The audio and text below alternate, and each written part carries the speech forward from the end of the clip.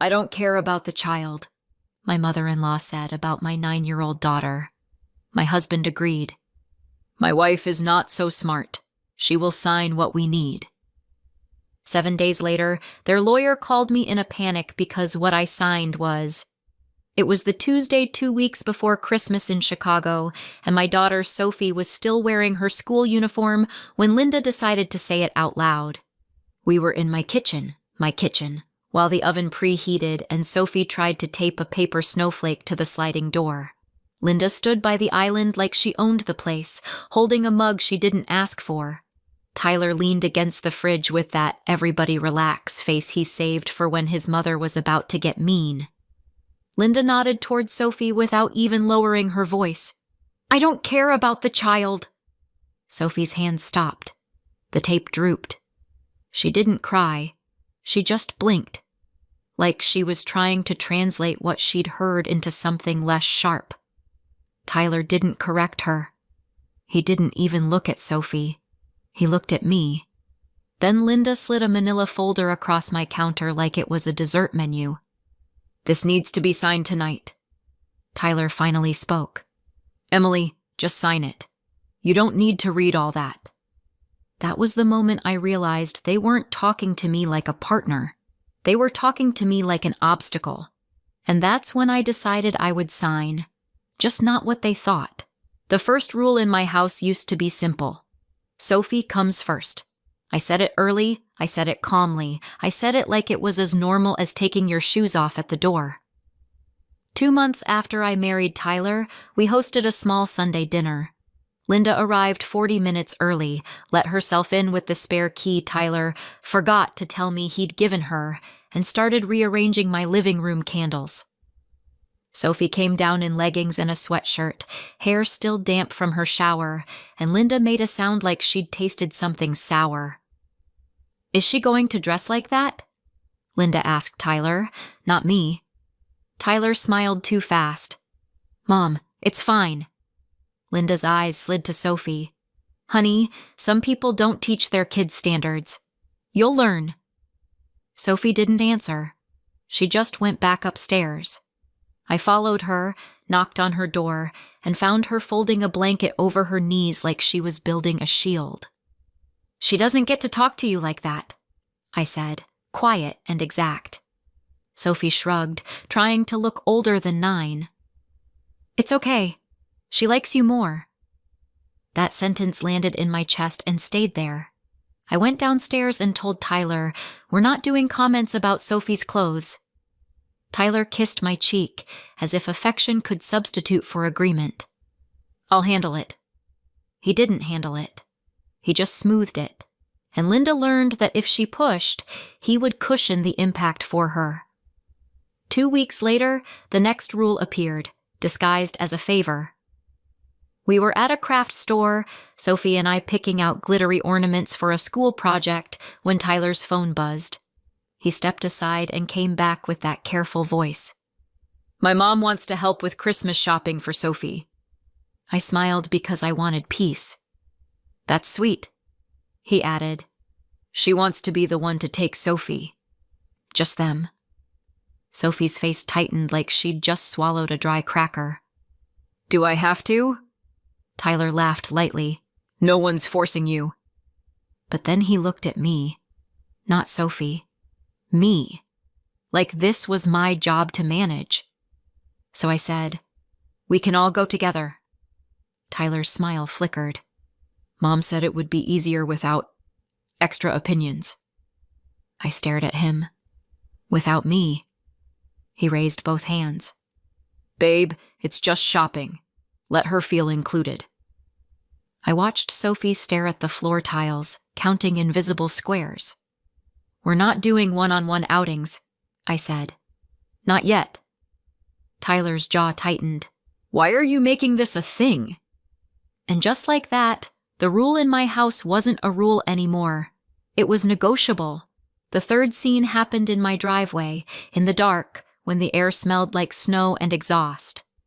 Tyler had volunteered to pick Sophie up from school because I had a late meeting. I came home to find Sophie sitting on the front steps with her backpack still on, cheeks pink from the cold.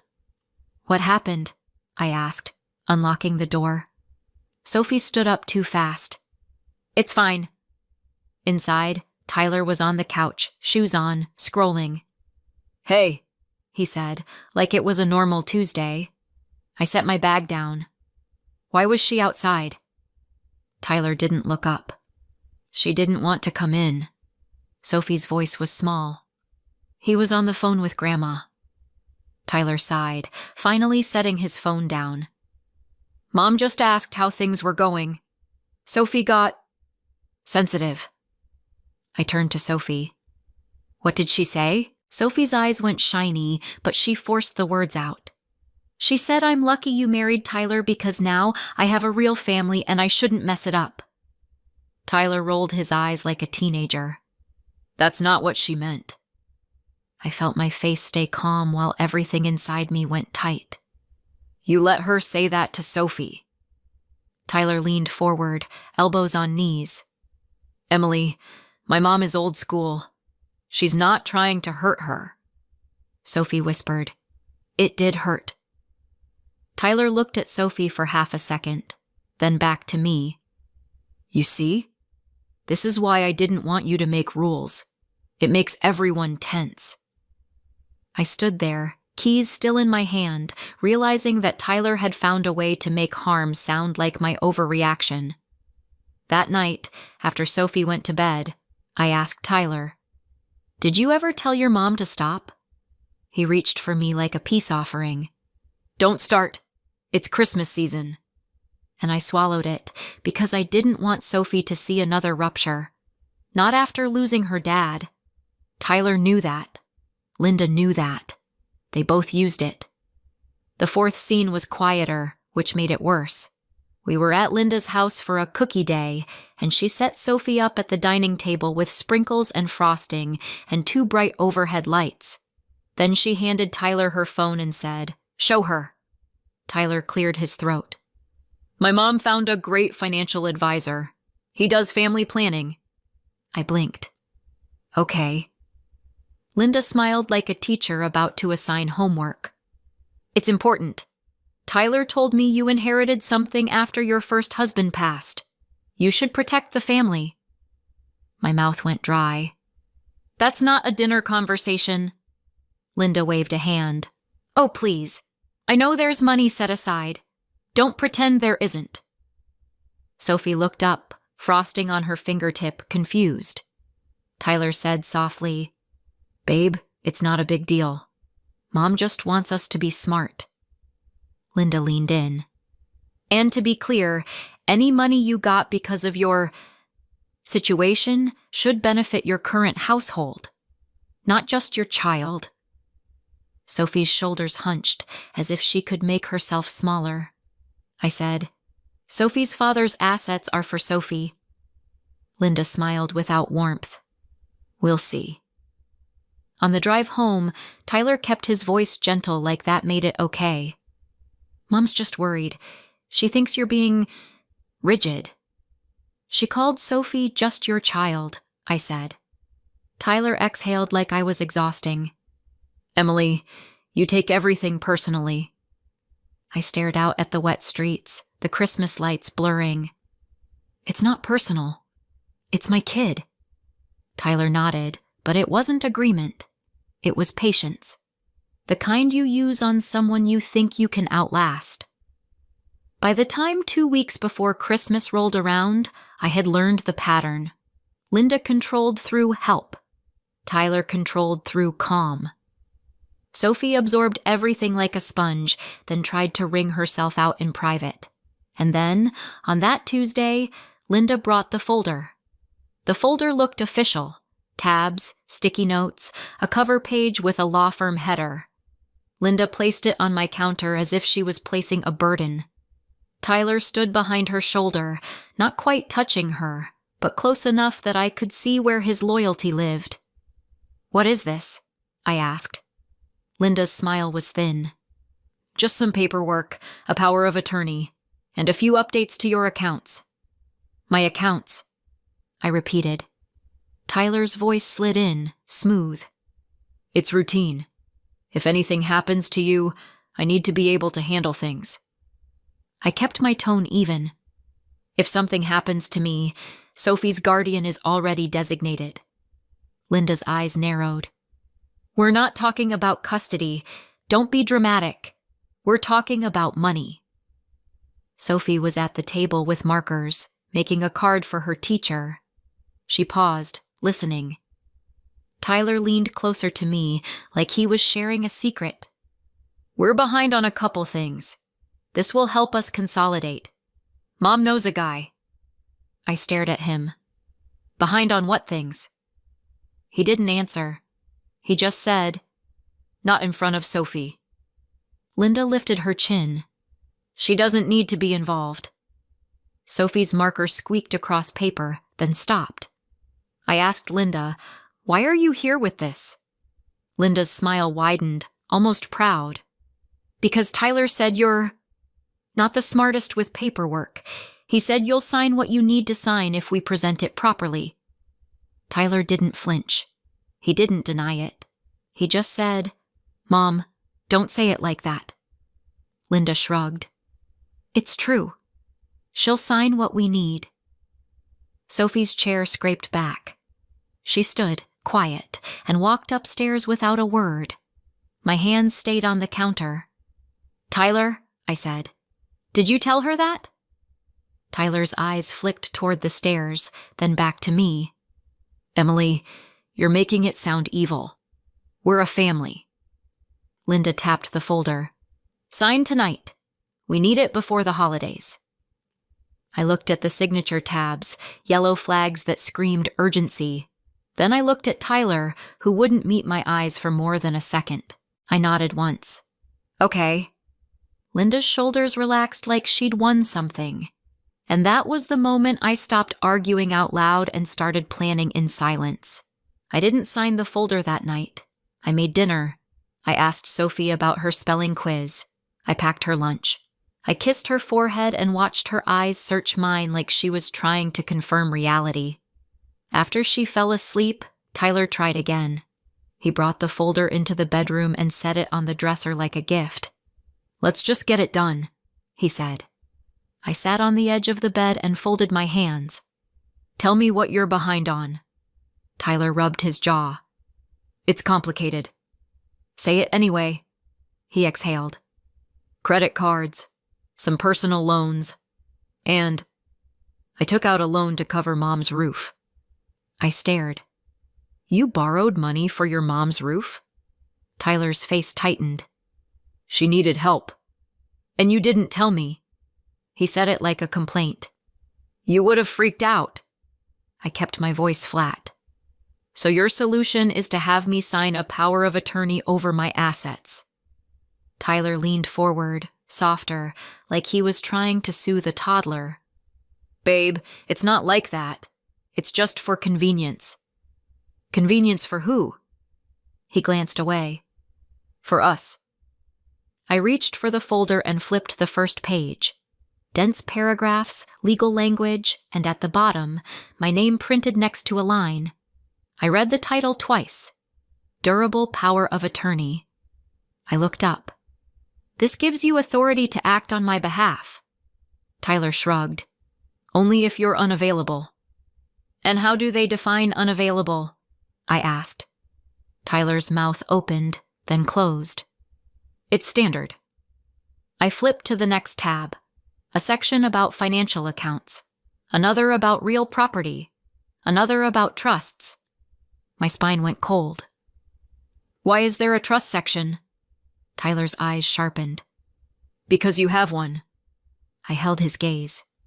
Sophie has one. Tyler's voice dropped.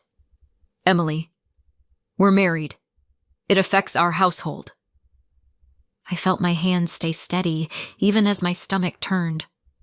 Sophie's trust is not household money. Tyler's nostrils flared. You're acting like I'm a stranger.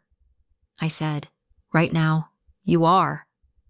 He looked at the folder, then at me, then said the sentence that made the air change. My mom is right. You're not that smart with this stuff. That's why we're helping. It wasn't loud. It wasn't dramatic. It was casual. And that casualness is what made it dangerous. The next morning, the first humiliation happened, small enough that Tyler could pretend it didn't count. Sophie and I were in the car, windshield wipers slapping at sleet, when Tyler called.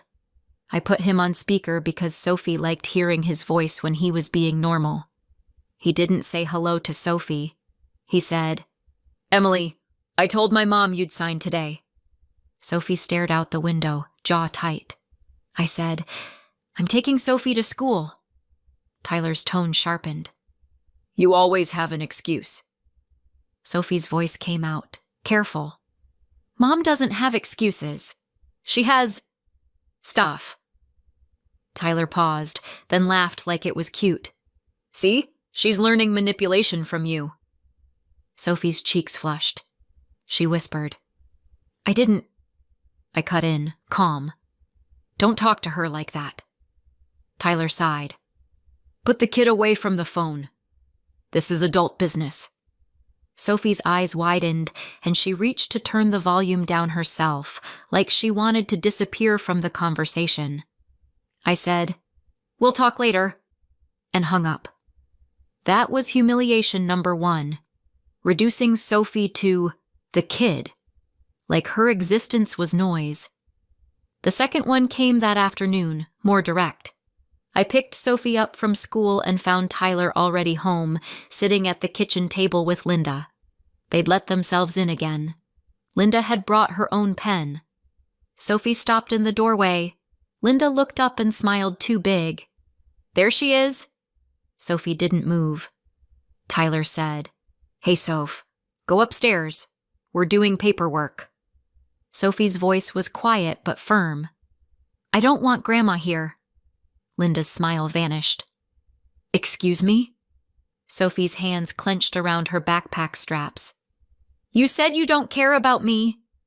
The kitchen went still. Linda's eyes snapped to me like it was my fault Sophie had ears. Tyler stood abruptly. "Sophie, that's enough. You don't speak to my mother that way."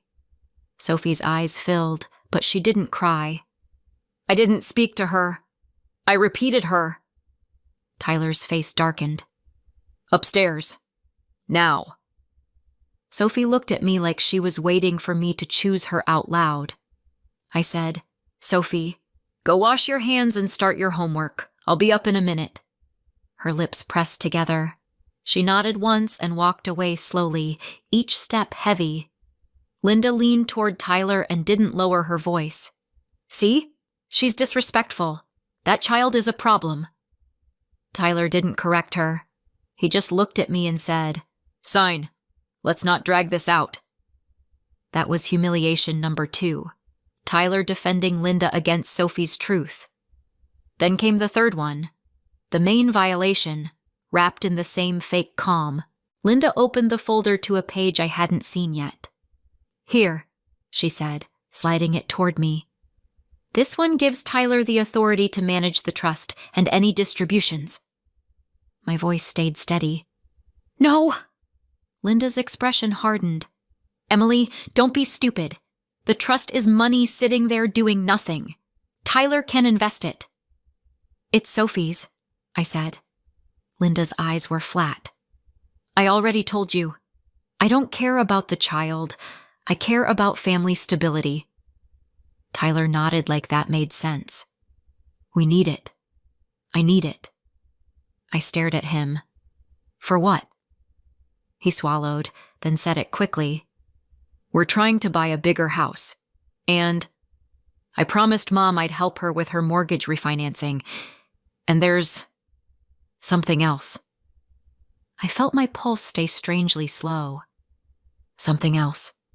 Tyler's eyes flicked to Linda, then away. "Just sign."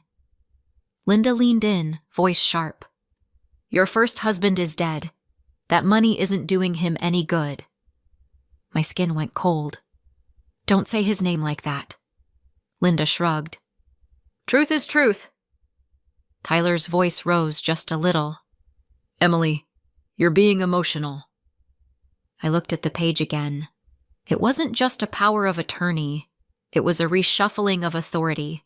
a way to step around the protections my late husband and I had put in place. They weren't asking me to sign paperwork. They were asking me to hand my daughter's future to people who openly didn't care if she got hurt. I slid the folder back. "I'm not signing today." Tyler's face tightened. "Yes, you are." I stood. "No, I'm not." Linda's eyes flashed. "Then you'll regret it." Tyler stepped closer to me and lowered his voice like a threat disguised as a promise. "My wife is not so smart. She will sign what we need." He said it like he was quoting himself, like he was proud. I looked at him, then at Linda, then toward the stairs where Sophie's footsteps had stopped. She was probably listening. I nodded once, slow. "Okay." Tyler exhaled, relieved, and Linda's shoulders relaxed again. I walked out of the kitchen, went upstairs, and sat on the edge of Sophie's bed. She was doing math problems with shaky pencil lines. She didn't look up. "Are you going to sign?" I kept my voice soft. "I'm going to handle it."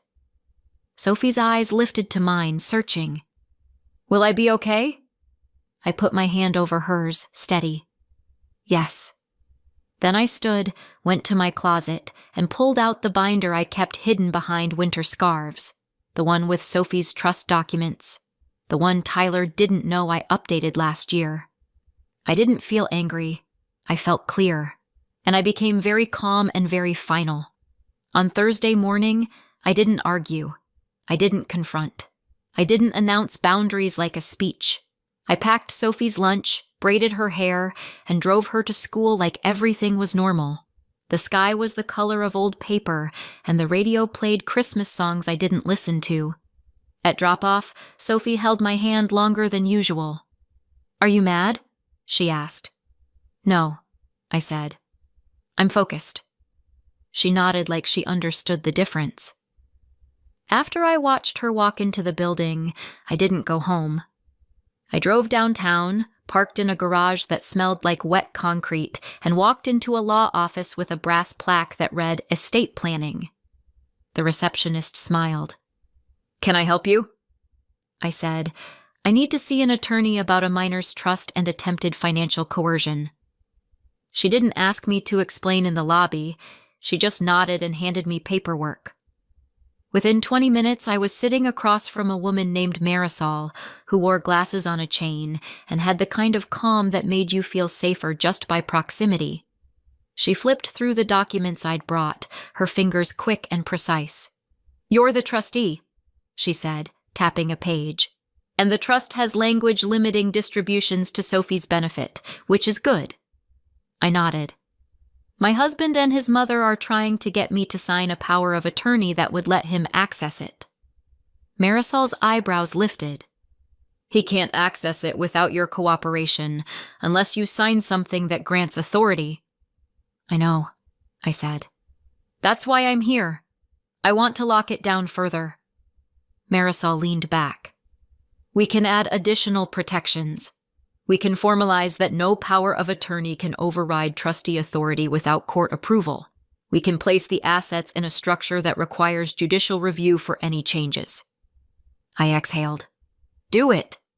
She slid a new set of documents toward me, explained each page with short sentences, and asked me questions that mattered. Sophie's age, my late husband's intentions, any previous amendments. I answered like a person reading a grocery list, because staying calm was my only luxury. Marisol pointed to signature lines. "These filings reinforce Sophie's protected interest. If someone tries to present a power of attorney, it won't grant access to this trust. And if they try something else, it creates a record. I'm also sending a formal notice to the firm listed on that packet and to the trust's custodian. So any attempt to use those packet documents against the trust gets flagged immediately." I picked up the pen.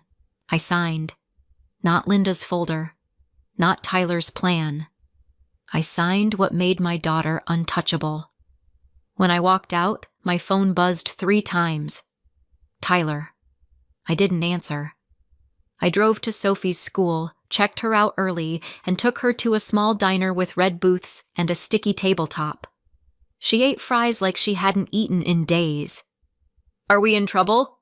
she asked, ketchup on her lip. "No," I said. "We're setting rules that actually work." She looked relieved, then worried again. "Is Tyler mad?" "I don't know," I said. "But his feelings aren't the priority." Sophie nodded slowly, like she was practicing the idea. When we got home, Tyler's car was in the driveway. Linda's was behind it. I walked Sophie inside, hung her coat, and said softly, "Go upstairs and change into something comfy. If you hear voices, you stay in your room. Okay?" Sophie's eyes widened. "Okay." Then I walked into the kitchen and found Tyler and Linda sitting at my table again. My table. With the folder open like a weapon. Tyler stood up. "Where were you?"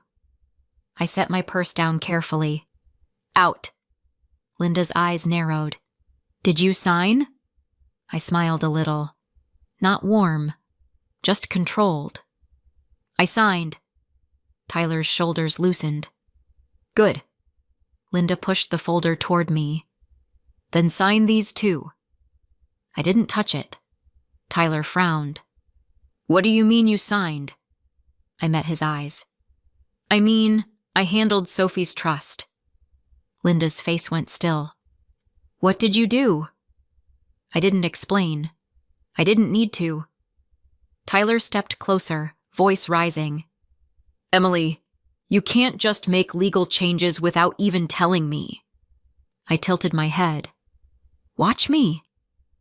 That's when Tyler made his first real move. Not heroic, not brave, but real. He looked at Linda and said, "Mom, maybe you should go." Linda whipped her head toward him. "Excuse me?" Tyler's voice was shaky. "Just go home. For now." Linda stood so fast her chair scraped. "You're choosing her over your own mother." Tyler didn't answer. His jaw clenched, and he looked at the floor like a man realizing he'd been trained. Linda grabbed her purse. "Fine, but don't expect me to help you when this blows up." She walked out, slamming the door hard enough that the Christmas cards on the counter shifted. Tyler turned to me, breath tight. "What did you do?" I picked up my phone, opened my email, and showed him the confirmation from Marisol's office. Nothing detailed, just enough to prove action. Tyler's face went pale. "You locked it." I nodded. "Yes." He swallowed. "My mom is going to freak out." I said, "Let her." Tyler stared at me like he was seeing me for the first time. "You're going to ruin Christmas." I didn't raise my voice. "You already did." Upstairs, the floor creaked. Sophie had shifted in her room. I looked at Tyler, still calm. "We'll talk, but not with your mother here, and not while you're still pretending this was help."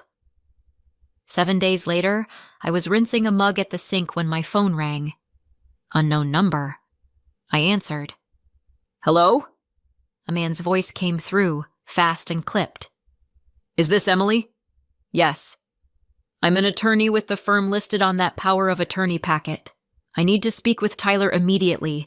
There's a serious problem with those documents." Tyler's head snapped up, confused. I held the phone out. He took it. "Yes," he said, voice tight. "This is Tyler." A pause. His face changed again. Confused, then worried, then scared. He swallowed hard. "What do you mean, lawyer?" And I knew the dominoes had started falling. Tyler listened for less than a minute, then pulled the phone away from his ear and stared at it like it had insulted him. He ended the call. That was some attorney." I leaned against the counter. "From where?" Tyler's voice was strained. "From the firm on Mom's paperwork." I nodded once. "Okay." Tyler looked at me, eyes wide. He said they received notice. Something about the trust being protected and any POA being invalid for it. He sounded rattled, like he was trying not to panic. I didn't react. I just said, "He should." Tyler's hands started to shake. Then he shoved them into his pockets like he could hide the truth in fabric. "Emily, why would they call me?" "Because someone tried to do something that triggered a legal response," I said, "and they were sloppy." Tyler's face flushed. "My mom wouldn't," I cut in, still calm. "Your mom brought papers to my house, told me she didn't care about Sophie, and asked me to sign control away. Whatever she wouldn't do, she already did." He opened his mouth, closed it. Then his phone rang again. He answered with a forced calm that didn't match his eyes. "Hello?" This time I heard the other voice faintly through the speaker, fast, clipped, professional. Tyler's shoulders slumped. Yes, I understand." He looked at me like he wanted me to fix it for him. I didn't. He said into the phone, "No, I did not tell my mother to forge anything." His eyes snapped to mine. Forge. The word hit the air like a dropped plate. He went quiet, listened, then said, Okay, I'll tell her." He hung up and stared at the floor. "They think someone tried to falsify a signature on one of the forms tied to that packet," he whispered. I blinked slowly. "On what?" Tyler's throat bobbed. "On a beneficiary change. Or a distribution request. I don't know. He wouldn't say much. Just that they're withdrawing from representation and documenting everything." I pictured Linda's confident smile, her manila folder, her yellow sticky tabs. My voice stayed even. "So, the lawyer is backing away." Tyler nodded, swallowing hard. "And they called you in a panic," I said. He looked up sharply, like he realized the sentence matched something he'd heard before. "Emily." I pushed off the counter. "I need you to sit." He did, slowly, like his knees had finally gotten the message. I walked to the stairs and called up, "Sophie, you can come down now." Sophie appeared at the top, pajama pants and a hoodie, hair half loose. She held the banister like it was an anchor. "It's okay," I said. "Come sit with me." She came down and sat beside me on the couch. Tyler stared at her like he didn't know what to say. Sophie didn't look at him. She looked at me. "Are we safe?" I nodded. "Yes." The next scene came the following morning, Friday, when snow started falling in thick clumps and the city turned quiet in that way it only does when the weather demands respect. I dropped Sophie at school and came home to find Tyler already gone. Not to work. His car was gone too. On the kitchen table, he'd left the folder, open, like a dare. I didn't touch it with my bare hands this time. I took pictures of every page with my phone, slow and thorough, capturing signatures, dates, notary stamps. Then I slid it into a zip bag, sealed it, and put it in my file drawer beside Sophie's birth certificate. My phone buzzed with a text from Tyler. "I'm at Mom's. We need to talk tonight." I typed back, "We can talk here. Without her." A minute later, "She's freaking out. You didn't have to do this." I stared at the screen, then typed, "You did this." No more words. No more explaining. At noon, I got a call from Sophie's school. "This is the front office," a woman said. "Linda, your mother-in-law, came to pick Sophie up. She's not on the approved list. We didn't release her." My hand tightened around the phone. "Thank you. Please don't, under any circumstances." The woman's voice stayed professional. "She was upset. She said Tyler gave her permission." "I'm Sophie's mother and legal guardian," I said. "Not Tyler. Not Linda." There was a pause. "Understood. We'll make a note." When I hung up, I didn't panic. I did something quieter. I drove to the school and updated the pickup list in person, adding a password phrase Sophie and I chose on the spot, 2 words that meant safety. Then I sat in my car and called Marisol. I need to document an attempted unauthorized school pickup, I said. Marisol didn't sound surprised. Email me the details. Keep it factual.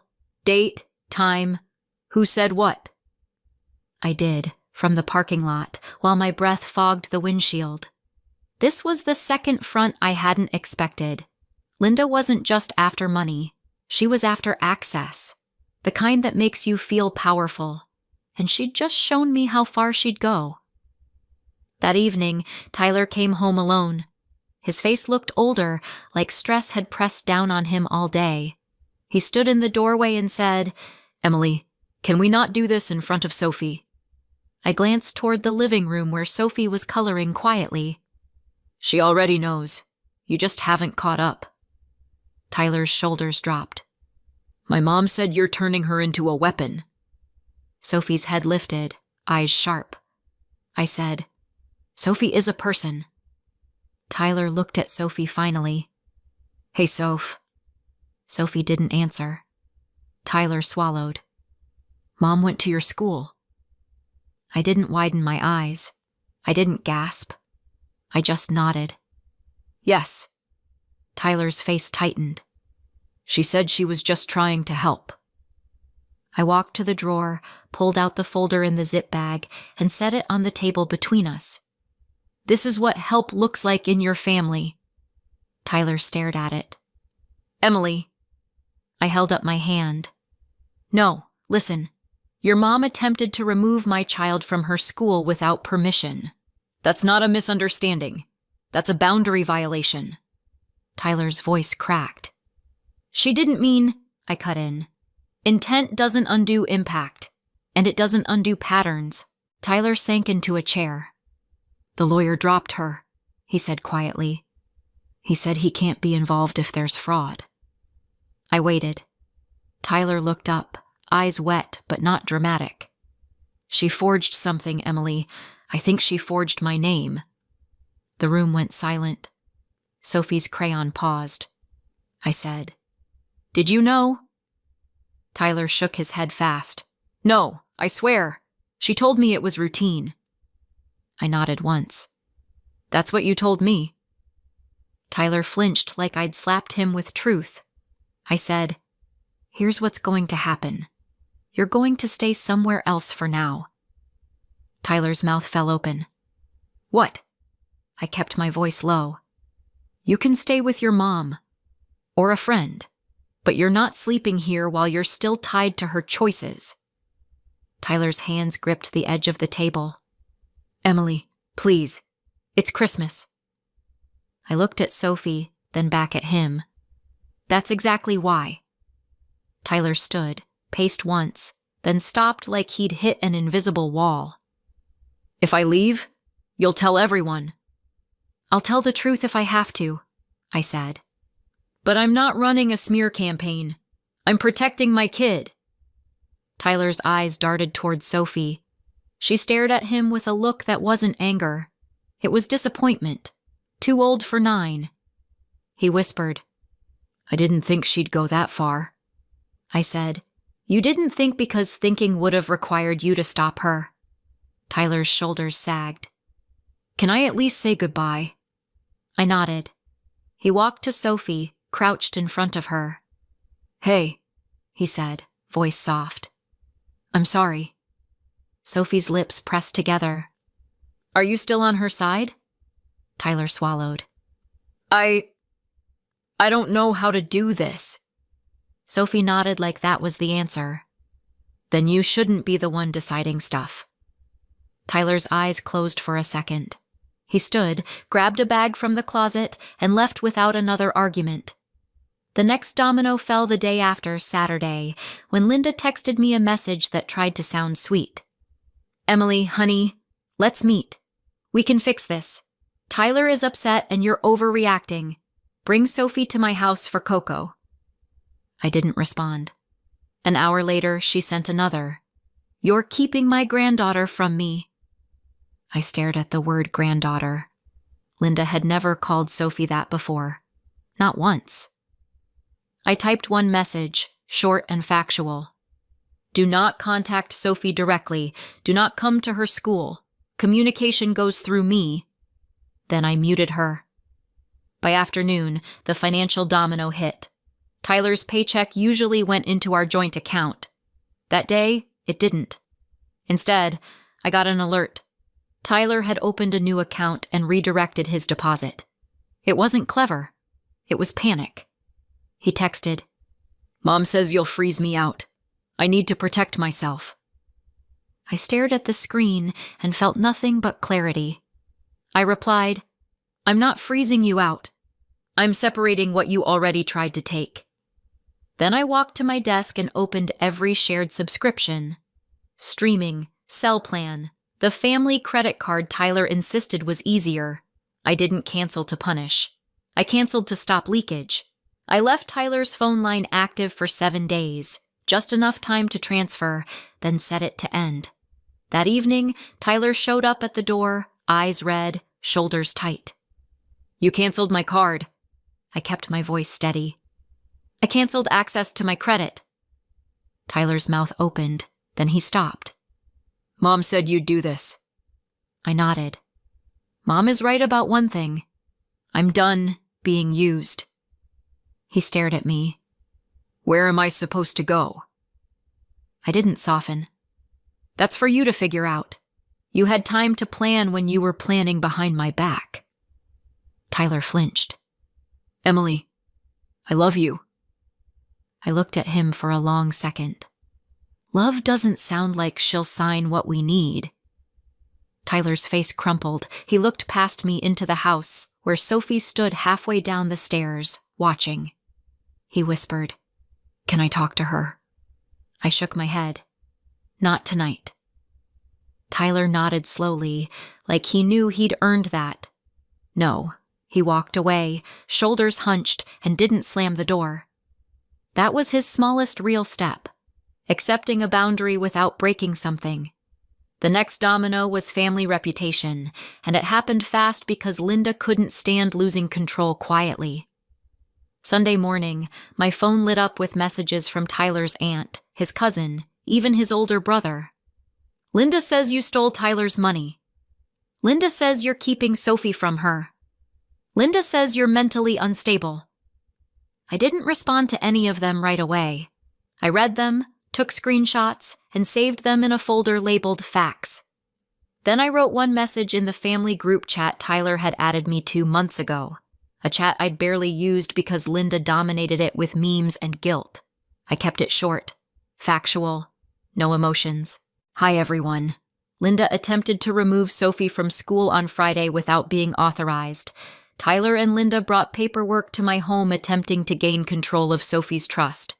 I met with an estate attorney and secured additional protections for Sophie. For safety, Linda is not permitted to contact Sophie directly or pick her up. Please do not relay messages to Sophie. Thanks." Then I put my phone down. Within minutes, Linda replied in all caps, "How dare you? You're lying!" Then Tyler's aunt replied, "Linda, did you go to the school?" Silence.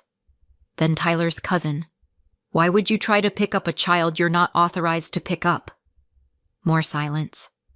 Then Tyler's brother, "Mom, answer the question." Linda sent one more message. "You're all turning on me because of her."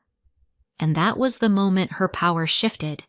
Not because I attacked her, because she had no calm facts to counter mine. By Monday, Tyler came to the house with a small gift bag and a nervous expression. He stood on the porch like a guest. "I brought Sophie something," he said. I didn't move aside. "Say what you need to say first." Tyler swallowed. "My mom told me to come here and get you to sign another thing. She said it'll fix it." "I told her no." I held his gaze. "You told her no." He nodded. "I did." I waited. Tyler took a breath. "And I told her she can't go near Sophie's school again." My throat tightened for half a second. Then I released it. "Okay." He looked down at the gift bag. Can I give this to Sophie? I stepped aside. 2 minutes. Living room only. Tyler nodded like he'd accept any terms if it meant a chance. Sophie came in, cautious, and Tyler handed her the bag. It was a small stuffed fox and a gift card to her favorite bookstore. Sophie looked up at him. Did you tell Grandma she was wrong? Tyler's eyes shone. Yes. Sophie stared for a beat, then nodded once. Okay. That was all she gave him. Not forgiveness, not warmth, just acknowledgement of a step. When Tyler left, he didn't ask for more. On Christmas Eve, Sophie and I started a new tradition on purpose. We drove through the north side to look at lights, got hot chocolate, and listened to a silly audiobook in the car. No big speeches, just safety wrapped in normal. When we got home, my phone buzzed once. A message from Linda, sent from a new number. Merry Christmas. You can't keep him forever. I stared at it, then blocked the number. Sophie looked up from the couch. Who was that? I didn't lie. Linda. Sophie's shoulders tightened. What did she say? I chose calm honesty. She's unhappy she can't control things. Sophie nodded slowly, then went back to her book. That was the win. Not fireworks. Not revenge. Just a child returning to her own life. A week later, Tyler met me at a coffee shop to talk logistics. He looked exhausted, like someone who'd realized peace costs something. I'm moving into a short-term rental, he said. I'm going to therapy, and I signed something saying I won't pursue any claim to Sophie's trust. I raised my eyebrows. You did that voluntarily? He nodded. Marisol sent it. I read it. I signed. I took a sip of coffee. Okay. Tyler's eyes searched mine. Do you think we can ever fix this? I didn't rush to comfort him. I don't know, but Sophie and I are safe now. That's the foundation. Everything else is optional. Tyler nodded, swallowing hard, and for the first time, he didn't argue with the word optional. When I picked Sophie up from school that afternoon, she ran to me with her backpack bouncing and said, Mom, guess what? I got invited to the art club. I smiled. That's amazing.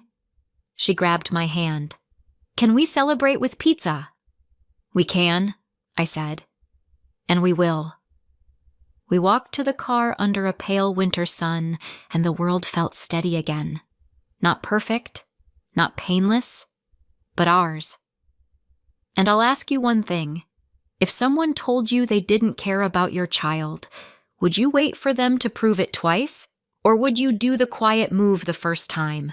Comment below and subscribe for more stories.